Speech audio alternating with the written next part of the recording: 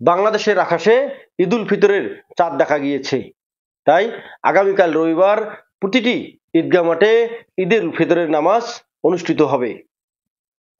তবে অনেকে ভেবেছিল সৌদি আরবের সঙ্গে মিল রেখে একই দিনে সারা বিশ্বে ঈদুল ফিতরের নামাজ আদায় করা হবে, তবে তা আর হয়নি।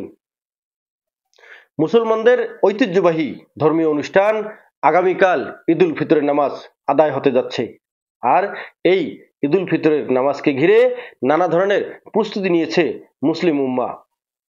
তবে প্রশাসনের পক্ষ থেকে বলা হয়েছে সকল ধরনের প্রস্তুতি নেওয়া হয়েছে এই মুসলিম উম্মার ঐতিহ্যবাহী ঈদুল ফিতরের নামাজকে ঘিরে। কোনো ধরনের নাশকতা তৈরি করার চেষ্টা যেন কেউ করতে না পারে, এমন প্রস্তুতি নিয়েছে সকল আইন শৃঙ্খলা বাহিনী। তাই আগামীকাল যথাসময়ে সকল ঈদগাহ মাঠে একই সময়ে সব ঈদগাহ মাঠে ঈদুল ফিতরের নামাজ আদায় করা হবে। আগামীকাল সকল মুসলিম উম্মাহ একযোগে ঈদুল ফিতরের নামাজ আদায় করবেন এবং আপনি পরিবারের সঙ্গে থাকবেন, একসঙ্গে ঈদুল ফিতরের আনন্দ উপভোগ করবেন। ভালো থাকবেন, সুস্থ থাকবেন, ভালো রাখবেন। M A Rahim, news channel 24, Lalmonirhat.